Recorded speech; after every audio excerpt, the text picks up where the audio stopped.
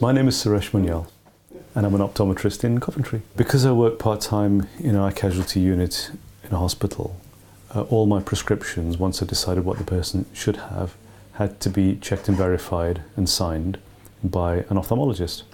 And of course, they're kind of busy. They don't always want you hanging outside the door, can you sign this for me? So I was asked to finish IP so that I didn't have to go through that process.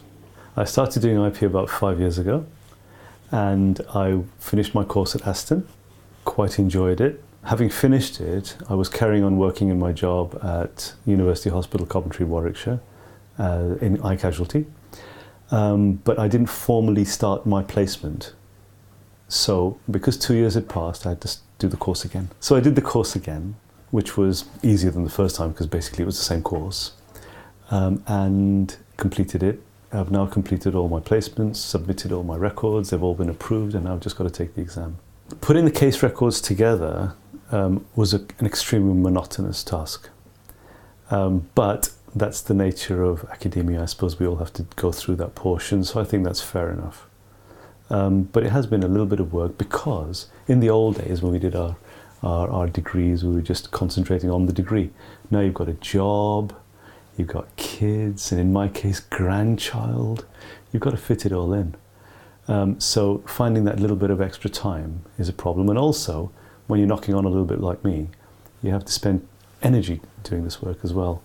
So it's finding that little bit of extra oomph to finish it off. I'm not a great book person. I read what I need to read. I go through what I need to do, but there has been a fantastic tool, and that's YouTube. Providing you get the right route, YouTube, and it's a very nice, easy way to grasp things and understand things. Hopefully the right things, because it can be dangerous if you go onto the wrong one. I found that out with my golf. So I think that YouTube is a good toy, but the bottom line is you just got to do the work. Fortunately, we've got a National Health Service eye care scheme in our area, which is like a MEC scheme, but a little bit more. And therefore, having an IP would mean that we can prescribe to patients in the practice without having to send them elsewhere, within our limits of competency, of course. We're currently at an age where waiting lists are crazy, they're off the scale, and the public have got to accept this. They have to wait 3 weeks sometimes for a GP's appointment for something relatively minor. So people have got to accept that, and they just put up with it. I feel kind of sad from that point of view. So we have to be in a position to reduce those waiting lists to make life easier for the nation in general. I'd like the freedom of doing that. I feel that I've got enough experience at the moment, but in my view, experience is knowing when to stop, knowing when not to do something and passing that patient on, not being overconfident. I feel that if a patient is happy with your services, they will want, or somebody will want to pay you for that service. And if you can focus on just keeping that patient happy, comfortable, then somebody's going to pay you.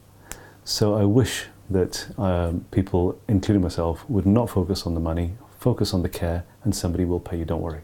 The IP course should be part of the undergraduate course. To be honest, it's not rocket science.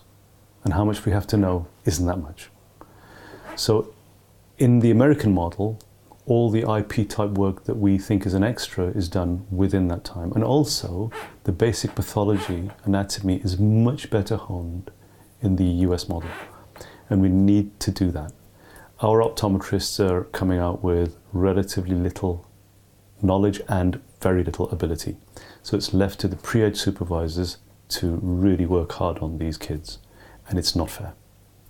So the IP model should be incorporated in the undergraduate model, even if it means extending the course by 1 or 2 years.